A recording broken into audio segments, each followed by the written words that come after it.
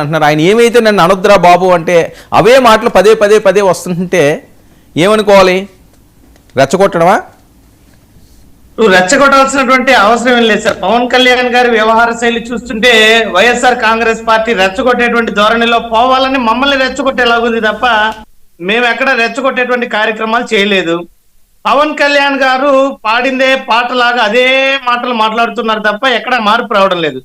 అసలు పవన్ కళ్యాణ్ గారి మాటల్లో మీరు మొదటి నుంచి చూడండి, ఆయన రాజకీయ పార్టీ ఆవిర్భావించినప్పటి నుంచి ఒక్కొక్క టర్మ్ లో ఒక్కొక్క రకమైనటువంటి మాటలు మాట్లాడుతూ వస్తారు. ఒకసారి తెలుగుదేశం పార్టీ పూర్తి అవినీతి పార్టీ అంటారు, మళ్ళీ అది స్వచ్ఛమైనటువంటి హరిశ్చంద్రుల పార్టీ అని వారే చెప్తారు, మళ్ళీ వచ్చి నారా లోకేష్ గారు అవినీతి చేస్తున్నారు అంటారు.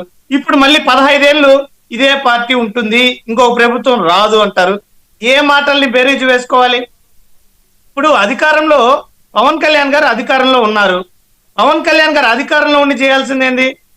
అభ్యుదయ కవి శ్రీ గురజాడ అప్పారావు గారు చెప్పినటువంటి పద్యంలో మంచిని పెంచండి, దేశం అంటే మట్టి కాదు, ఈ రకంగా ఒట్టి మాటలు కట్టి పెట్టి గట్టి మేలు తలపెట్టండి అనే అభ్యుదయ కవిత్వంతో ఆ రోజు ప్రజలకి చైతన్యపరిచినటువంటి వ్యాఖ్యల్ని పదే పదే చెప్తారు పవన్ కళ్యాణ్ గారు. మరి అవి పాటించడం లేదు పవన్ కళ్యాణ్ గారు. రెచ్చగొట్టాలనేటువంటి ధోరణితో మంచిని పెంచడం లేదు, చెడుని పెంచుతున్నారు.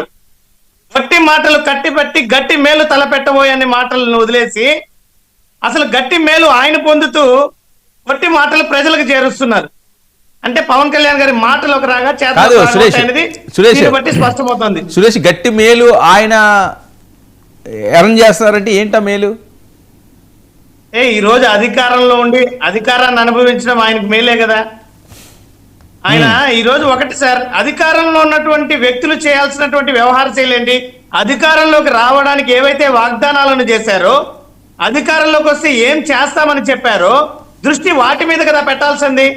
వాటి మీద దృష్టి పెట్టకుండా మేము అరచేతుల్లో వేలుముద్రలు తీసేస్తాం, తొక్కి పట్టి నార తీస్తాం, చొక్కాలు మడతలు వేసుకుంటాం, ఈ రకమైన మాటలు ఎందుకు? దేనికి ఉపయోగం? ఆ వేలుముద్రలు తీసేసేదేదో మొన్న రాజమండ్రిలో పవన్ కళ్యాణ్ గారు ఫ్లెక్సీ కడితే టీడీపీ వాళ్ళు చింపేసి పోయి కాళ్ళు పట్టుకునేంతవరకు వదలలేదు. మరి వాళ్ళ వేలుముద్రలు తీసేయచ్చు కదా. మరి ఈరోజు రాష్ట్రంలో రేషన్ బియ్యం అక్రమ స్మగ్లింగ్ జరుగుతోంది. ఆరోగ్యశ్రీ ఆసుపత్రుల్లో ఆరోగ్యశ్రీ అందడం లేదు. మరి ఎక్కడ చూసినా పేకాట శిబిరాలని చెప్పి కూటమి ఎమ్మెల్యేనే చెబుతున్నారు బహిరంగంగా.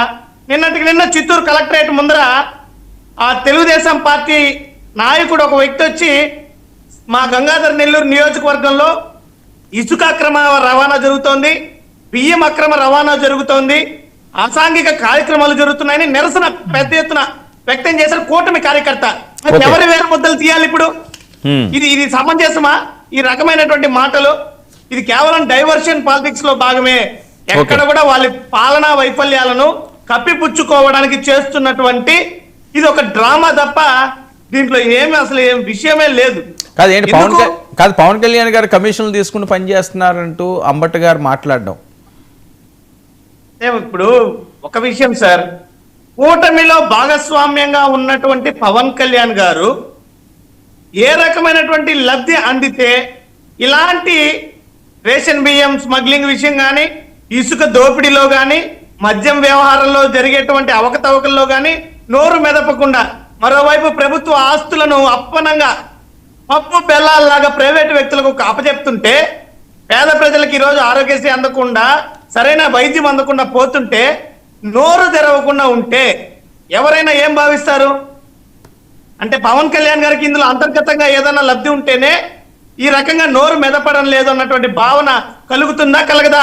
మాకు అదే రకమైనటువంటి భావన ఉంది కాబట్టి మా యొక్క భావనను వ్యక్తం చేశాం తప్ప ఇందులో ఏమాత్రం సందేహం లేదు. పవన్ కళ్యాణ్ గారికి మా విన్నపం ఒకటే, ఇప్పటికైనా దయచేసి 18 నెలల కాలం అయింది, మీరు గతంలో విధ్వంసం అని అధికారంలోకి వచ్చారు.